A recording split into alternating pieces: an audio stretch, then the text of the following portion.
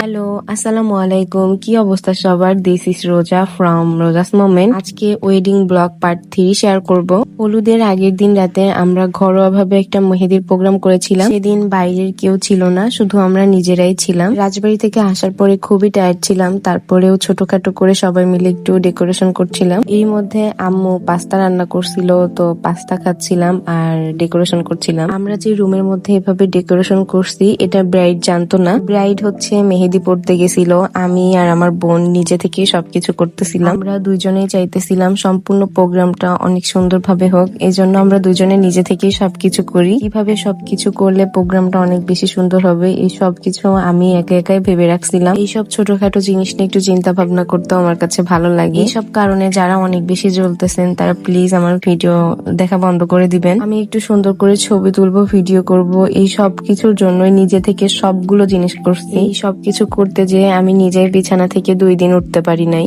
এখন আপনারা জ্বললেও আমি ভিডিওগুলো আপলোড দিব। যদি আমাকে আগে থেকে নিষেধ করে দেওয়া হতো তাহলে আমি শুধু বিয়েটা এনজয় করতাম, কোনো ভিডিও বা ছবি এগুলো নিতাম না। যাই হোক, অনেক কথা বলে ফেলছি, এখন এই টপিক বাদ দে। আজকে কিন্তু আমাদের ব্রাইডের অনেক সুন্দর লাগতেছিল মাশাআল্লাহ। আমি ওকে বলছিলাম যে এভাবে সাজার জন্য। ওর বিয়ে নিয়ে যা যা দেখবেন সবকিছু আমি ওরে বলে দিছি। আমি নিজে দাঁড়িয়ে থেকে সবকিছু করাইছি যাতে জিনিসটা সুন্দর হয়। আমি খুবই নিজে থেকে চাইতেছিলাম যে বিয়ে তো একবারই করবে, সবকিছুর মনের মতো হোক, সুন্দর হোক। যদিও এইসব করার পেছনে প্রতিবারই আমার ফ্যামিলির ফুল সাপোর্ট পাই। আসলে কোনো জিনিসই একা একা করা সম্ভব না, আমার ফ্যামিলি মেম্বাররা আমাকে এইসব জিনিসে খুব সাপোর্ট করে। ব্রাইড হচ্ছে সামনের অংশে মেহেদি পরে আসছিল আর হাতের তালুতে ওর খালা আর ফুপি মিলে মেহেদি পরে দিচ্ছিল।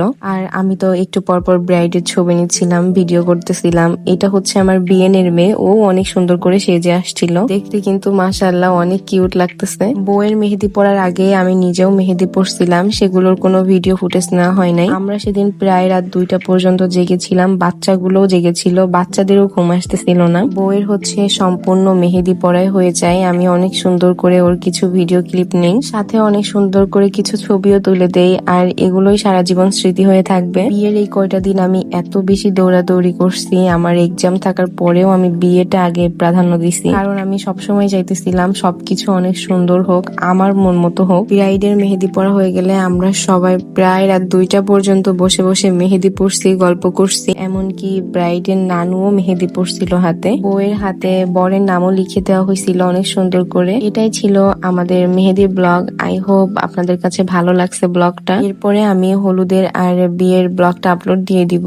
তাইলেই মোটামুটি বিয়ে শাদীর সব ব্লগ শেষ। Thanks for watching, bye bye.